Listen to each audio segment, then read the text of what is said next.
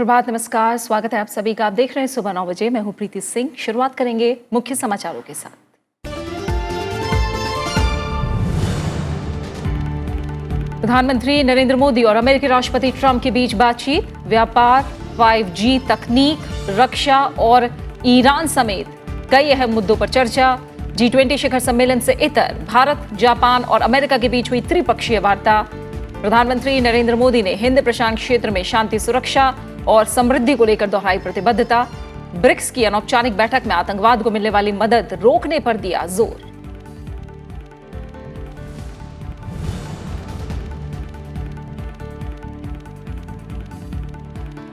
Japan के Osaka में G20 शिखर सम्मेलन शुरू। जापानी प्रधानमंत्री शिंजो आबे ने प्रधानमंत्री नरेंद्र मोदी समेत मेहमान देशों के राष्ट्र प्रमुखों का किया स्वागत।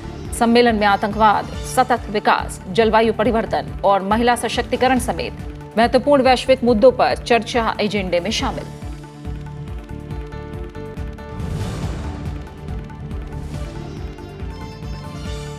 जम्मू कश्मीर में 3 जुलाई से 6 महीने के लिए राष्ट्रपति शासन बढ़ाने से जुड़ा संकल्प लोकसभा में पेश करेंगे केंद्रीय गृह मंत्री अमित शाह।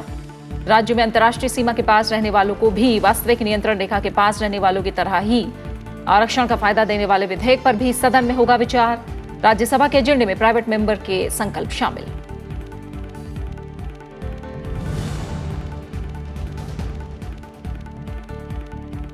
ओडिशा में 16वीं विधानसभा गठन के बाद नवीन पटनायक सरकार आज पहला बजट करेगी पेश। आम चुनाव और विधानसभा उपचुनाव के बाद तमिलनाडु विधानसभा सत्र की आज से होगी शुरुआत। बिहार विधानसभा का मॉनसून सत्र भी आज से।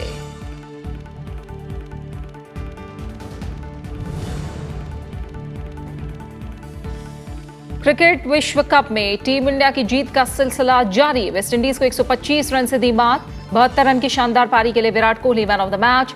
सभी फॉर्मेट के 417 मैचों में सबसे तेज 20,000 रन बनाने वाले क्रिकेटर बने विराट कोहली। श्रीलंका और दक्षिण अफ्रीका के बीच मुकाबला आज।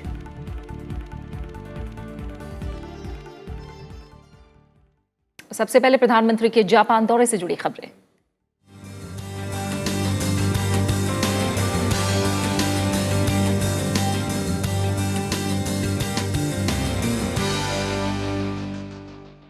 जापान के ओसाका में G20 शिखर सम्मेलन से इतर आज प्रधानमंत्री नरेंद्र मोदी और अमेरिका के राष्ट्रपति डोनाल्ड ट्रंप के बीच मुलाकात हुई।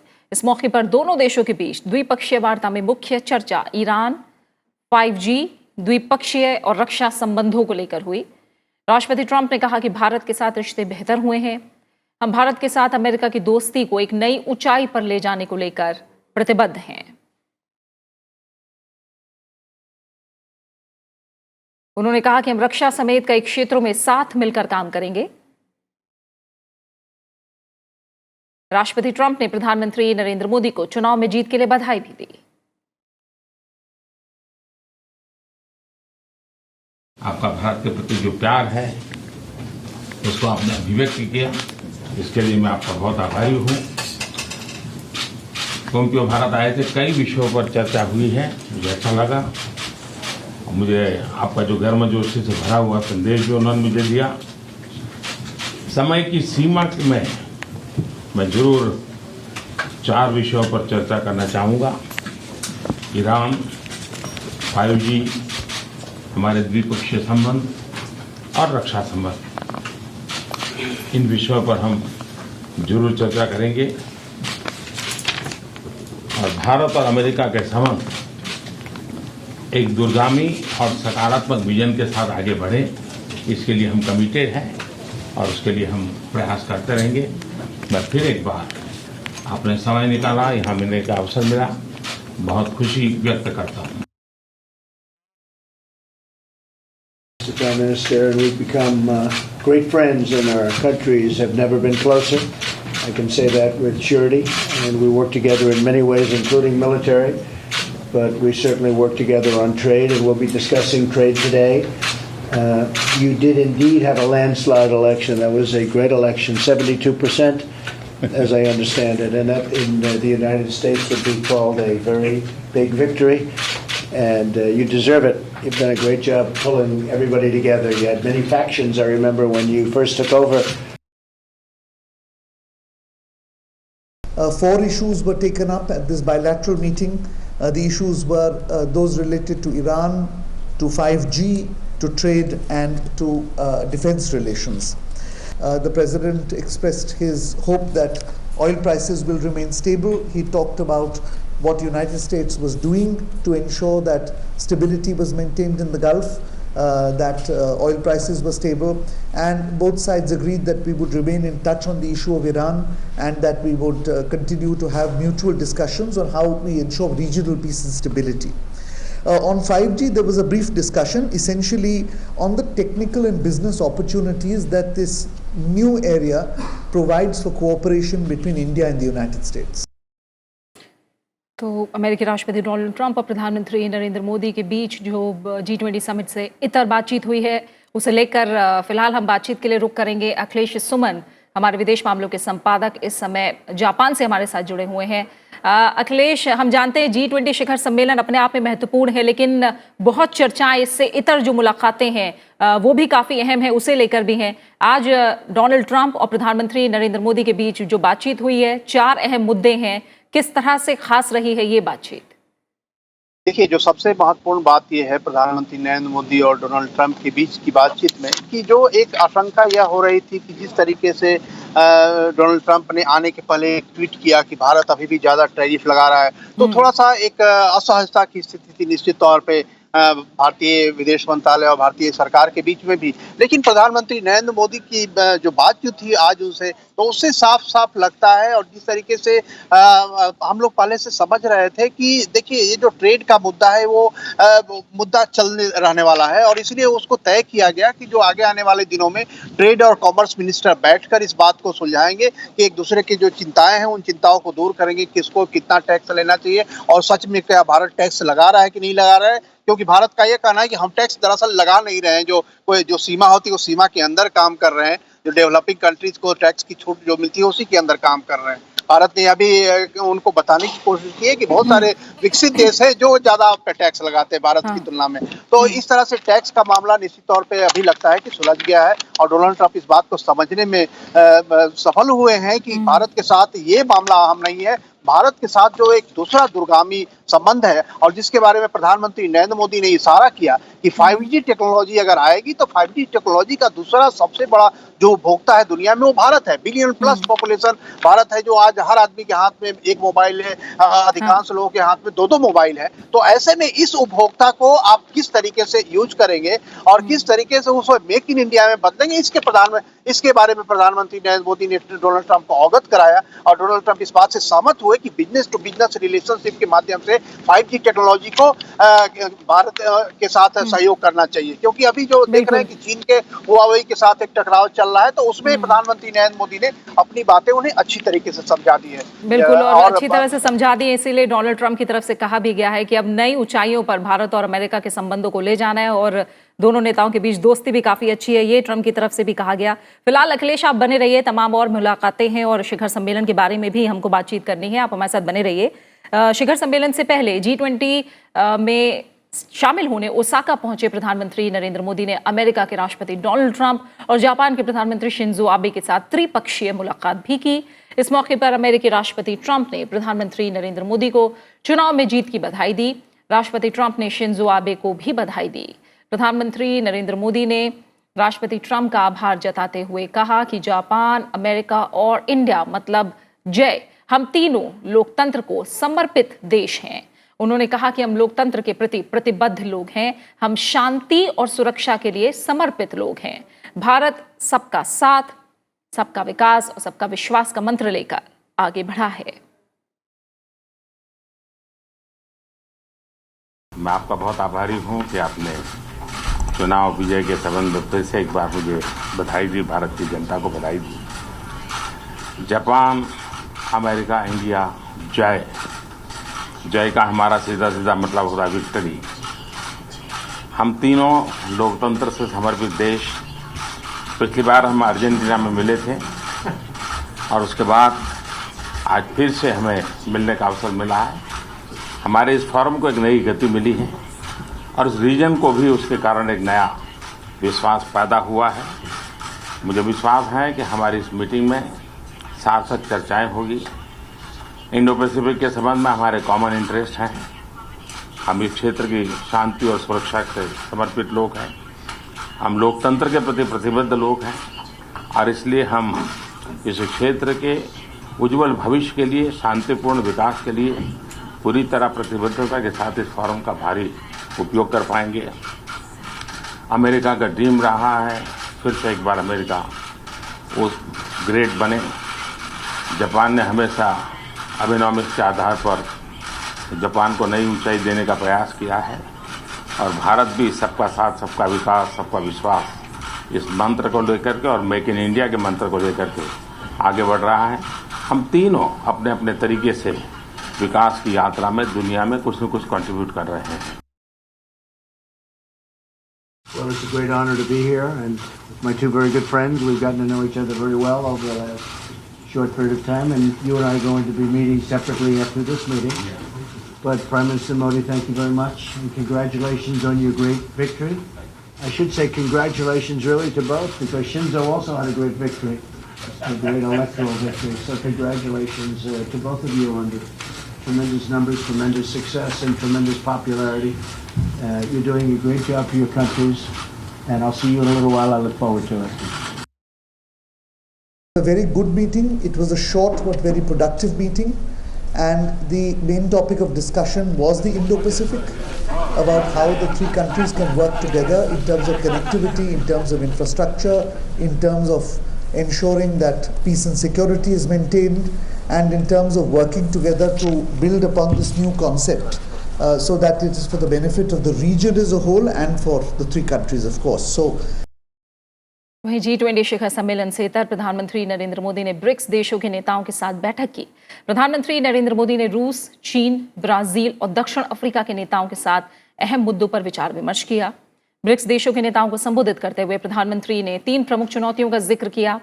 प्रधानमंत्री ने जिन चुनौतियों का जिक्र किया उनमें अर्थव्यवस्था में मंदी और अनिश्चितता, विकास और प्रगति को सस्टेनेबल बनाना और आतंकवाद का मुद्दा शामिल है। विकास और पर्यावरण को समावेशी बनाने पर प्रधानमंत्री नरेंद्र मोदी ने जोर दिया। प्रधानमंत्री ने वैश्विक चुनौतियों से निपटने के लिए सभी से मिलकर काम करने की बात कही। अर्थव्यवस्था में मंदी पर चिंता जताते हुए प्रधानमंत्री ने संरक्षणवाद को भी खतरनाक करार दिया। प्रधानमंत्री नरेंद्र मोदी ने जलवायु परिवर्तन की चुनौतियों से निपटने पर भी जोर दिया। प्रधानमंत्री नरेंद्र मोदी ने आतंकवाद को वैश्विक शांति के लिए बड़ा खतरा बताया। ब्रिक्स देशों की बैठक में प्रधानमंत्री नरेंद्र मोदी ने आतंकवाद पर ग्लोबल कॉन्फ्रेंस की अपील की। प्रधानमंत्री ने कहा कि आतंकवाद के खिलाफ लड़ाई में एकजुटता जरूरी है। आज मैं 3 प्रमुख चुनौतियों पर ध्यान दूंगा। पहली, विश्व की अर्थव्यवस्था में मंदी और अनिश्चितता, नियमों पर आधारित बहुपक्षीय अंतर्राष्ट्रीय व्यापार व्यवस्था पर एक तरफा निर्णय और प्रतिद्वंदिता हावी हो रहे हैं।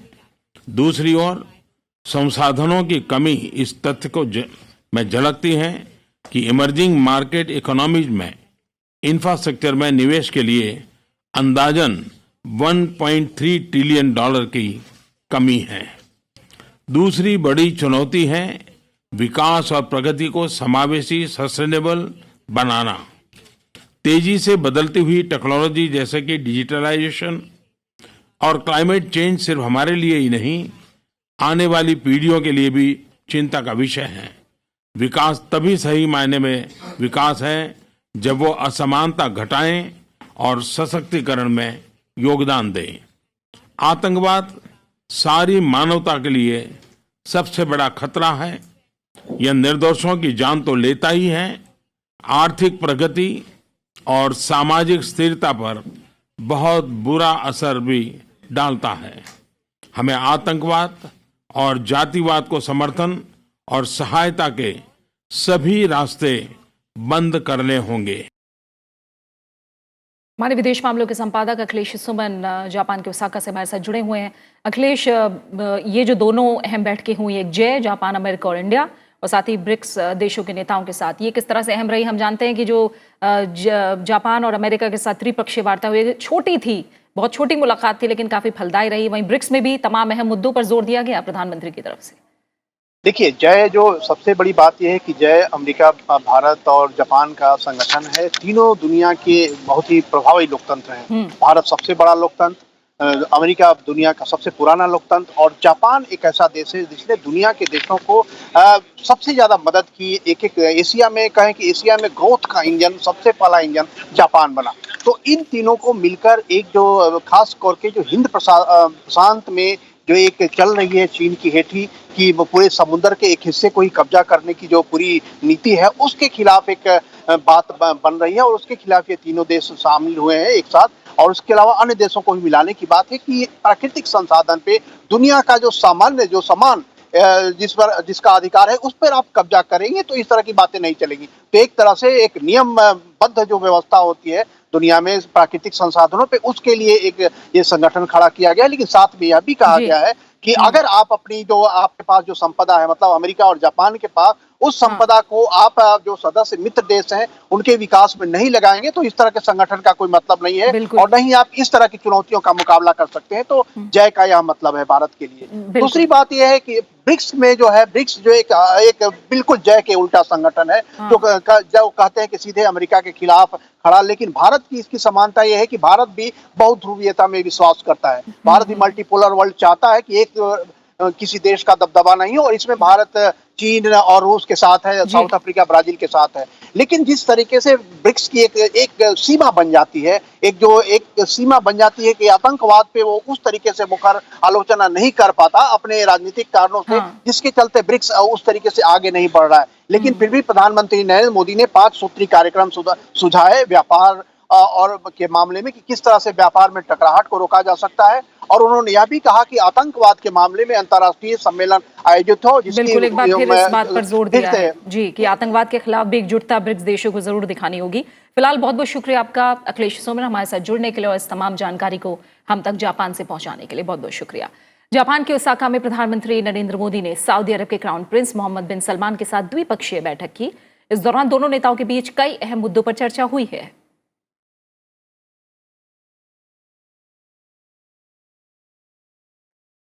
वहीं जापान के ओसाका में G20 देशों की शिखर बैठक जारी है। शिखर सम्मेलन में आतंकवाद, महिला सशक्तिकरण और आर्टिफिशियल इंटेलिजेंस समेत कई प्रमुख वैश्विक चुनौतियों पर चर्चा हो रही है।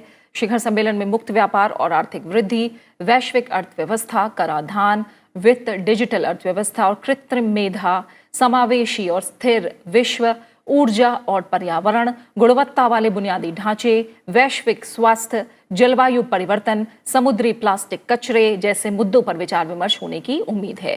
G20 देशों में अर्जेंटीना, ऑस्ट्रेलिया, ब्राजील, कनाडा, चीन, यूरोपीय संघ, France, Germany, Bharat, Indonesia, Italy, Japan, Mexico, रूस, सऊदी अरब, दक्षिण कोरिया, दक्षिण अफ्रीका, तुर्की, ब्रिटेन और अमेरिका शामिल है। 1999 में स्थापित G20 के सदस्य देशों का विश्व के कुल कारोबार में 80% योगदान है।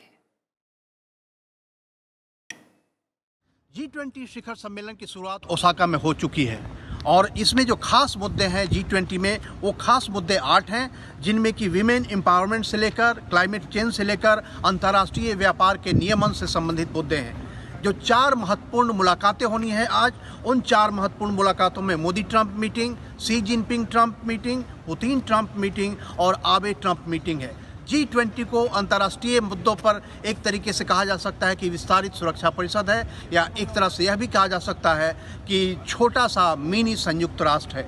G20 में इस बात पे खास तौर पे चर्चा होनी है कि किस तरीके से ऊर्जा सुरक्षा को बहाल रखा जाए और किस तरीके से अंतर्राष्ट्रीय व्यापार में जो टकराव के मुद्दे दिख रहे हैं उनको कैसे पाटा जाए।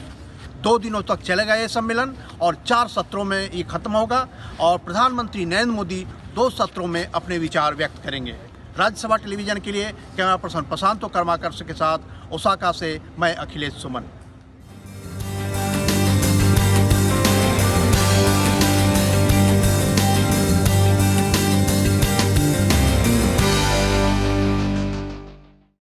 और अब बात करेंगे संसद सत्र की। आज शुक्रवार का दिन है और दोनों सदनों में आज प्राइवेट मेंबर के संकल्प पेश किए जाएंगे। इसके अलावा लोकसभा में केंद्रीय गृह मंत्री अमित शाह जम्मू कश्मीर में 3 जुलाई से 6 महीने के लिए राष्ट्रपति शासन बढ़ाने से जुड़ा संकल्प पेश करेंगे। साथ ही राज्य में अंतर्राष्ट्रीय सीमा के पास रहने वालों को भी वास्तविक नियंत्रण रेखा के पास रहने वालों की तरह ही आरक्षण का फायदा देने वाले विधेयक पर भी सदन में विचार होगा।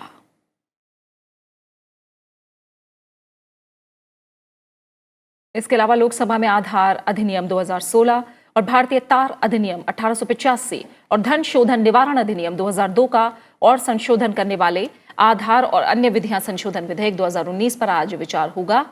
केंद्रीय संचार और सूचना प्रौद्योगिकी मंत्री रविशंकर प्रसाद विधेयक को पारित करने का भी प्रस्ताव करेंगे। ये विधेयक 24 जून को लोकसभा में पेश किया गया था।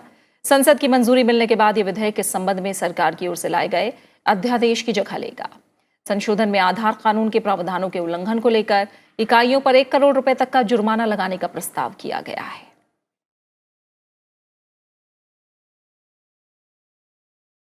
और सत्र की आज की कार्रवाई को लेकर फिलहाल ज्यादा जानकारी के लिए हम रुक करेंगे। हमारे संवाददाता मोहम्मद फातिह टीपू हमारे साथ जुड़े हुए हैं। मोहम्मद फातिह टीपू, आज का दिन देखें तो शुक्रवार का दिन है, प्राइवेट मेंबर के संकल्प का दिन होता है, लेकिन इसके अलावा भी कई ऐसे अहम कामकाज हैं जो आज की कार्रवाई में लिस्टेड हैं। जम्मू कश्मीर में 3 जुलाई से 6 महीने के लिए राष्ट्रपति शासन बढ़ाने से जुड़ा संकल्प है। इसके अलावा भी कई और विधेयक भी हैं जो आज शामिल हैं। तो किस तरह से बताइए आज का दिन अहम रहने वाला है दोनों सदनों में?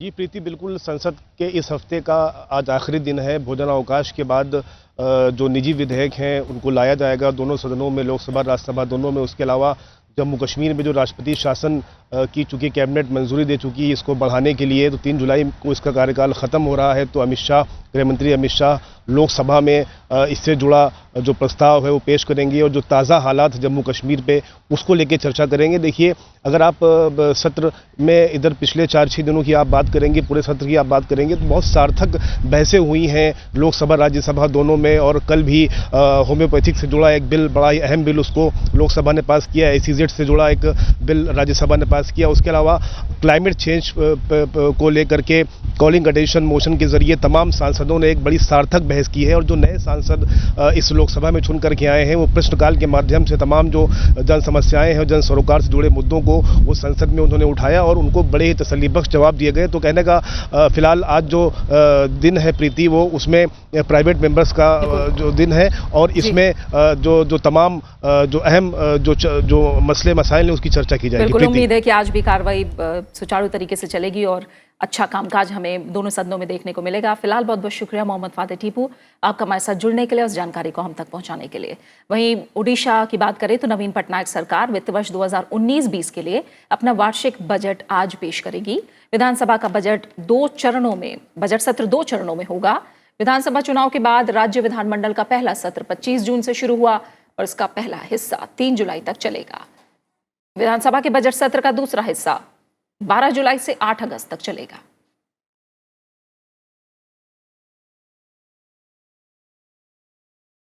वहीं तमिलनाडु विधानसभा का सत्र आज से शुरू हो रहा है। राज्य में 22 सीटों पर हुए उपचुनाव के बाद विधानसभा का यह पहला सत्र होगा। इन चुनाव में सत्तारूढ़ AIADMK और विपक्षी DMK दोनों की सीटों में इजाफा हुआ है। विधानसभा का सत्र ऐसे समय में बुलाया गया है जब राज्य पेयजल संकट से जूझ रहा है।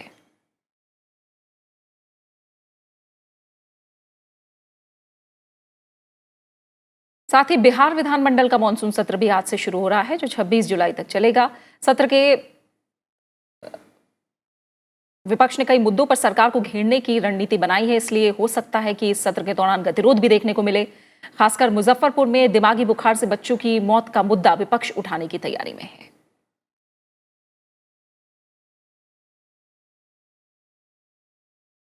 1 जुलाई से शुरू हो रही अमरनाथ यात्रा के मद्देनजर सभी तैयारियां पूरी कर ली गई हैं। नेशनल हाईवे पर सुरक्षा कड़ी कर दी गई है। साथ ही हाईवे को अलग जोन में और सेक्टरों में बांटा गया है। हाईवे चेकपोस्ट पर सुरक्षा बलों की तैनाती की गई है। कठुआ, जम्मू और सांबा में BSF के साथ मिलकर प्रशासन काम कर रहा है। किसी भी आपात स्थिति से निपटने के लिए रिजर्व पुलिस फोर्स की भी तैनाती की गई है।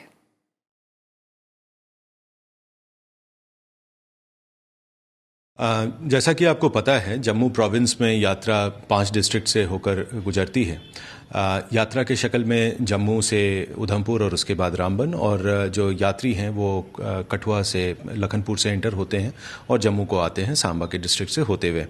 इन 5 डिस्ट्रिक्ट्स में करीब 268 किलोमीटर का नेशनल हाईवे है और सबसे पहले जो सबसे ज़्यादा हमारे लिए सेंसिटिव होता है वो नेशनल हाईवे का इलाका होता है। इसलिए हमने नेशनल हाईवे को इस बार पूरी तरह से उस पर डिप्लॉयमेंट किया है। हाईवे को जोन्स और सेक्टर्स में तकसीम किया गया है। सभी जोन्स में एक गैजेटेड ऑफिसर की तैनाती है और दिल्ली विश्वविद्यालय यानी दिल्ली यूनिवर्सिटी ने विभिन्न कॉलेजों में स्नातक कार्यक्रमों में दाखिले के लिए देर रात पहली कट ऑफ सूची जारी कर दी। सबसे ज्यादा कट ऑफ डीयू के हिंदू कॉलेज ने पॉलिटिकल साइंस के लिए 99% की जारी की है। फिजिक्स ऑनर्स के लिए इस कॉलेज ने 98.3% का कट ऑफ जारी किया है और हिस्ट्री ऑनर्स के लिए 98% का कट ऑफ है। इसके बाद लेडी श्रीराम कॉलेज ने बीए प्रोग्राम और मनोविज्ञान ऑनर्स के लिए 98.75% की कट ऑफ जारी किया है। एसआरसीसी ने भी दोनों प्रोग्राम के लिए लड़ाई कड़ी रखी है। यहां बीकॉम ऑनर्स 98.5% और बीए ऑनर्स इकोनॉमिक्स 98.75% पहुंचा है। कई कॉलेजों में ह्यूमैनिटीज और कॉमर्स प्रोग्राम में 0.75% तक ऊपर भी गए हैं। वहीं कट ऑफ की बात करें तो ARSD श्री औरबिंदो कॉलेज समेत कुछ ने कई कोर्स में पिछले साल की तरह ही कट ऑफ रखा है। कुछ जगह साइंस के प्रोग्राम 0.66% तक नीचे भी गिरे हैं। डीयू की कट ऑफ पर 28 जून से 1 जुलाई तक एडमिशन होंगे। दिल्ली यूनिवर्सिटी के अंडर ग्रेजुएट प्रोग्राम की पहली कट ऑफ पिछले साल के मुकाबले 2% तक बढ़ी है।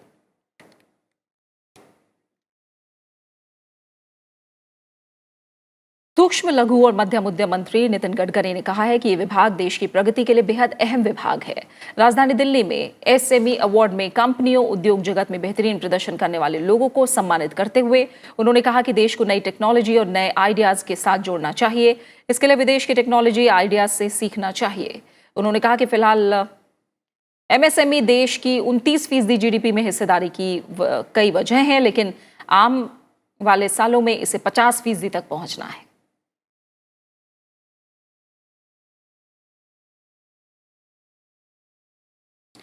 और अब बात करते हैं क्रिकेट वर्ल्ड कप की। ICC विश्व कप में कल मैनचेस्टर के ओल्ड ट्रैफर्ड में टीम इंडिया ने वेस्टइंडीज को 125 रनों से हरा दिया। पहले बल्लेबाजी करते हुए टीम इंडिया ने 50 ओवर में 7 विकेट पर 268 रन बनाए। विराट कोहली ने 72 रनों की पारी खेली। जवाब में वेस्टइंडीज की टीम 34.2 ओवर में 143 रन पर ऑल आउट हो गई। विराट कोहली को शानदार पारी के लिए मैन ऑफ द मैच चुना गया। टीम इंडिया के कप्तान विराट कोहली ने वेस्टइंडीज के खिलाफ खेलते हुए अंतर्राष्ट्रीय क्रिकेट में सबसे तेज 20,000 रन बनाने वाले खिलाड़ी बन गए हैं। आज के मुकाबले की बात करें तो विश्व कप में आज श्रीलंका का मुकाबला दक्षिण अफ्रीका से होगा। दोनों टीमें आज दोपहर 3 बजे चेस्टरली स्ट्रीट के रिवर्स साइड मैदान पर आमने सामने होंगी।